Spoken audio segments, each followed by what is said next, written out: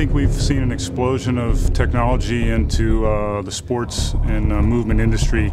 And really it stemmed initially from trying to get an understanding of the competitive environments that athletes are in today and really study the demands of the game. So as practitioners, when we go to school, we tend to learn kinesiology or anatomy based on textbooks, based on cadaveric studies, based on models that are not living, not moving. But the reality is we're working with living human beings. So there's been a huge movement in the last 10 years, really looking into living bodies so that we can see the whole body as a continuum.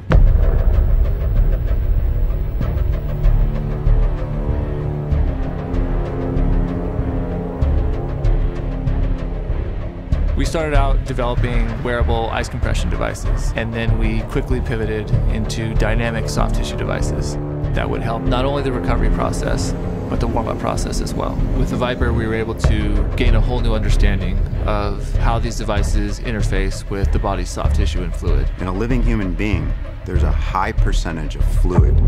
The key is to keep fluids moving through the body. Nothing in the human body is meant to stay still. And that really opened up our eyes to this idea that vibration and percussion could change the physiology of the body and change the way we move. That led us to experiment with developing a device that directly applied percussion to the body. And that became the Hypervolt.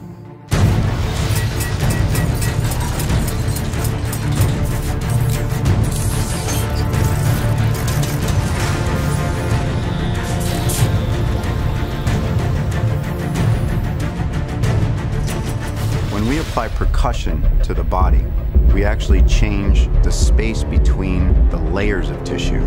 So not only does it change the temperature, but it changes the spacing between the denser layers of tissue. When our tissue is healthy and the muscle is surrounded by optimum viscoelasticity, we get better muscle conductivity, more smooth, efficient movement patterns.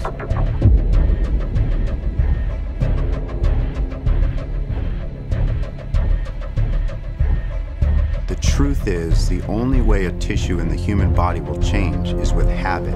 This is why these devices are so powerful, because we can educate our athletes and our clients so they can do their own at-home hygiene. So we have hygiene for our dental structures. We should have hygiene for everywhere in the body. These devices have allowed us as practitioners to really provide a tremendous amount of resources so that athletes can take this level of hygiene, this level of programming home and enhance their ability to recover and improve their chances of longevity in their sport. We engineer devices that change the physiology of the human body. These changes result in dramatic differences in the way the body moves and the way the body feels.